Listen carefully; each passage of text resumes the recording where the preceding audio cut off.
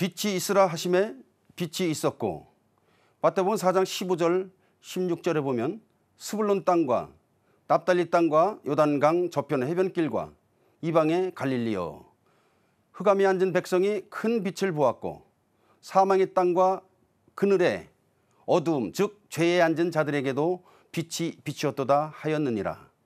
흑암은 원어로 어두움, 흑암 또는 상징적으로 불행, 파멸, 죽음, 무지, 슬픔, 사악으로 해석합니다. 흑암, 어두움에서 큰 빛을 보았다는 것은 무엇일까요? 창세기 1장 2절에 땅이 혼돈하고 공허하며 흑암이 깊음 위에 있고 하나님의 신은 수면에 운행하시니라. 3절에 하나님이 가라사대 빛이 있으라 하심에 빛이 있었고, 4절에서는 그 빛이 하나님이 보시기에 좋았더라. 하나님이 빛과 어둠을 나누사 혼돈하고 공허함을 다른 말로 흑암이 깊음에 있다라고 표현합니다. 땅이 혼돈하고 공허하여 흑암이 깊음 위에 있는 곳에 하나님이 빛이 있으라 하심에 빛이 있었고, 그 빛이 빛과 어둠으로 나누시더라 라고 설명이 됩니다. 요한복음 1장 1절에서 9절 10절에 보면 태초에 말씀이 계시니라. 이 말씀이 하나님과 함께 계셨으니 이 말씀은 곧 하나님이시니라. 그가 태초에 하나님과 함께 계셨고 만물이 그로 말미암아 지은 바 되었으니 지은 것이 하나도 그가 없이는 된 것이 없느니라.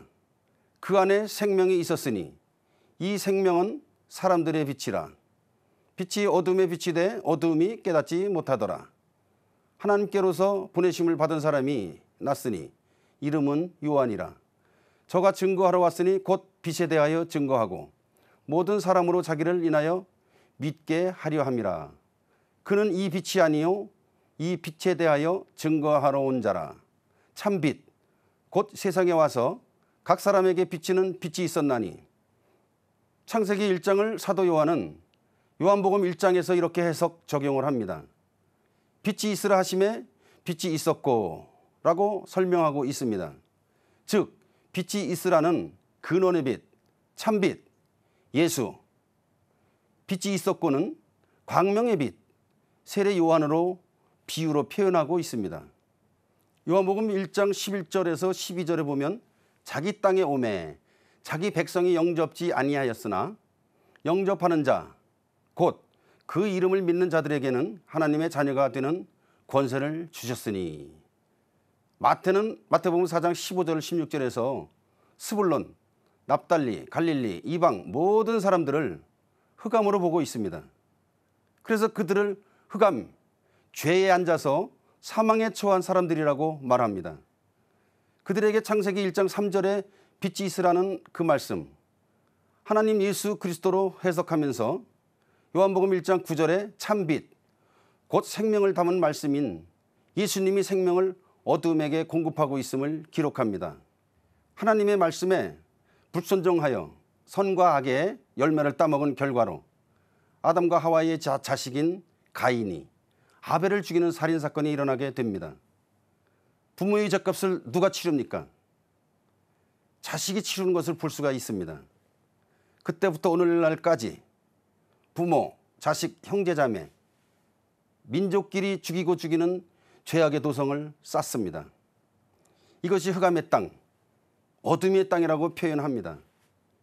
바로 이런 곳이 사도 요한은 유대인들이 흑암인데 참 빛이 오셔서 빛을 비추었다고 증거합니다. 마태는 스불론, 납달리, 갈릴리, 이방의 땅이 흑암인데 큰 빛이 빛을 비추었다고 증거합니다. 사도 바울은 어둠이었던 너희가 빛을 받아서 빛의 자녀가 되었다고 말하며 빛의 열매를 맺으라고 증거합니다.